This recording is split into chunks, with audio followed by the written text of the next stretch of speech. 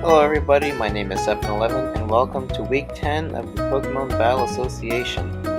So this week we are up against Mason and he has a very interesting team. Not a lot of super offensive threats, but you'll see what goes down in this battle.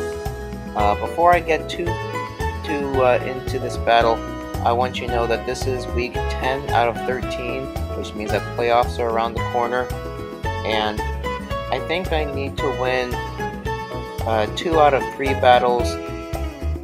I think I have to win 2 out of 4 battles just to be comfortable to assure playoffs. And so another thing is, about halfway through the season, I did a few drafting things. I dropped Jellicent for Sock, and I dropped the Crocodile for Sableye. I'm sorry I didn't mention that earlier, but that all came into effect as of week 8, now it's week 10. So anyway, Gourgeist hits the field first. I wasn't quite sure what he was going to lead with. I decided I'll just probably lead with Mega Magnetric and then just go from there. He didn't have any electric types that were out there to go for a Volt Switch or a Thunder Wave, maybe a Clefty Thunder Wave, but you know, maybe it won't run Thunder Wave or whatever. So, turn 1 overheat. Gourgeist goes down, and that gives a pretty good opportunity for Claydol to come in, and he basically gets his Stealth Rocks up for free. So he goes for Toxic, as I go for... Do I go for Toxic? Yes, I do go for Toxic. So we trade Toxics here, and I'm not all that concerned because Chansey has the Heal Bell, I believe. So at this point, he does switch out, and I believe he goes into Tornadus. Yeah, he does go into Tornadus. And this is a really, really scary part of the battle here, because I decided to preserve Cradilly for later. You know, because he can go toe-to-toe with other Pokemon on his party. So I switch, and watch what happens here. I go into Magnetric, because I said, you know, he's probably going to knock off, and Magnetric can't be knocked off. It's not going to hurt much. But look at that. The Intimidate and the Defiant make this a 2-hit KO.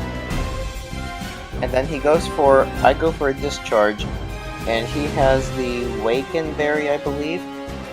Yeah, the Waken Berry. So he goes for knockoff. So now this is a +1 Tornadus, no item, so Acrobatics stab is going to hurt everything. I misread the HP bar, and I thought this quick attack was enough to kill, but as you can see, it's not enough to kill, and Acrobatics takes out Staraptor. So that crit probably didn't matter. But this is a +1 Tornadus, who now outspeeds everything on my team, and I'm panicking, okay? I said, well, whatever, Rock type against Flying type, whoop-de-doo. Well, no, that's enough to take out Cradilly as well, because it's actually neutral. So now this is a 3v5, and my only chance of survival is for Slowbro to take a +1 knockoff. Can he take a +1 knockoff after Stealth Rock? Yes, he can. And away goes the Leftovers, which is really annoying. And Tornadus goes down. So that was a mini sweep for Mason. That was extraordinarily scary, guys. I thought I was definitely going to lose there. I thought I was absolutely 100% going to lose. So in comes Chansey. I'm not sure what this Clefable is going to do, but I figured that I could take anything that Chansey wants to do. or I'm sorry, that Clefable wants to do. There's the Moon Blast. Now, most Clefables are a calm mindset, maybe Stored Power, Fire Blast, or Moon Blast. I find out later, but I don't know this now, that this is actually a Choice Specs Clefable. Well, alright, whatever. I decided that Paralysis could be really useful, and I decided that against a paralyzed Klefki, Slowbro should be able to go for Slack Off and heal up. And that's exactly what happens here. So this Cloyster is a bit of an issue here because it's a water type. Scald isn't going to do much. And I think I still have Psyshock? Question mark? That's not going to do much because Cloyster has such incredible physical defense. So he sets up Toxic Spikes. So that is really unfortunate for me. He sets up a second layer of Toxic Spikes. And this is where I go for my own Toxic. So now this Cloyster is going to be taking damage. And what's really annoying is that this Sock that I have, making his debut on the channel and on the for the UGBC, this Sock has Sturdy. So I was afraid of something else being able to sit up and sweep me, so that's why Sock was in. That's why I brought Sock with Sturdy. But between Toxic Spikes and Stealth Rock damage, there goes that idea. So here comes another Toxic, because Slowbro was in when the Toxic Spikes were set up. So now everything is going to be Toxic. Everything is going to be Toxic. So now this was a 3-on-5 battle. Now it's a 3-on-3 battle. I forgot to remove Cloyster, apparently. I'm sorry. Yeah, I forgot to remove, not Cloyster, Claydol. I'm sorry. So here comes a light screen. Let's see how much the Scald does. It does not do as much as I would like. So this was the part where I switched into Sock. Sock, you're gonna be my hero for this battle, buddy. You're gonna be my hero right now. So now Sock is badly poisoned, and this thing just sets up spikes. So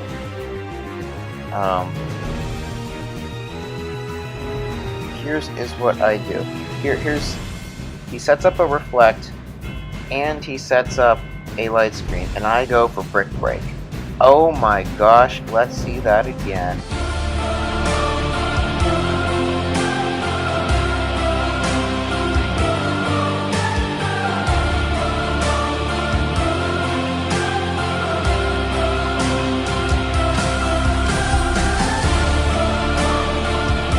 And there you have it, guys. How often do you see Brick Break used to knock out screens in a competitive match? That was just absolutely ridiculous. So I actually submitted that play to be one of the best plays in the whole league thus far. So Cloyster goes down, Sock gets a kill, and I'm pumped about that. I'm absolutely pumped about that. So next we have Clefable. Now Mason does a really interesting play here. Clefable baits the Poison Jab and goes into Klefki.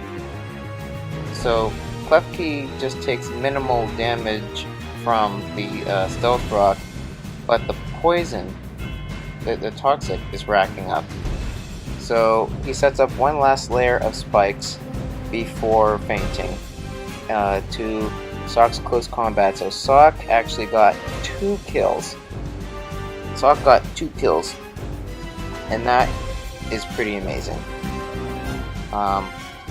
So Sock goes down after killing Klefki and Cloyster. So great job, Sock. So all that's left now is the Clefable, and I have an interesting plan against Clefable.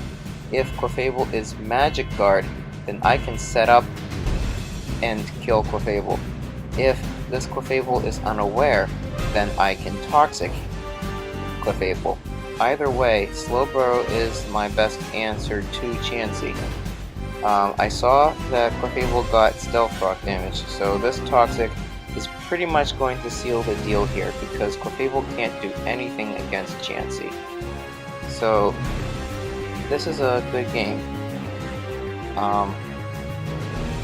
Yeah, Slowbro goes down here, and all it is a Fat Gen 1 against another Fat Gen 1. Chansey versus Clefable. And basically, unfortunately, I am Toxic. I am taking a good bit of damage, and so I do have to soft boil up here. And this is going to be a little bit of a stall because I don't know what set this Clefable is. It actually turns out to be Choice Specs that Mason admitted to later on. But as you can see, guys, I did have to do this stall game just to be on the safe side. I don't care about that special attack fall. And so once that happens, then Clefable is just going to go down. So that is the game, guys. It was a great game, Mason. You almost swept me with that Tornadus. I'm still having nightmares about it. Beady. Yeah, so thank you guys for watching, and you tried to hazard stack spikes and toxic spikes and whatnot. That was a really great idea against Chansey. I've done that too, where like Heal Bell doesn't do anything anymore because every time something switches in, then it gets toxic. So using Heal Bell really doesn't do anything at all. But in the end, I was able to play around the rest of your team. Slowbro was able to stay alive for as long as it did, just because of Regenerator, and he was able to put in the work. And so that's about it. Thank you guys for watching. I'll see you guys later. Peace.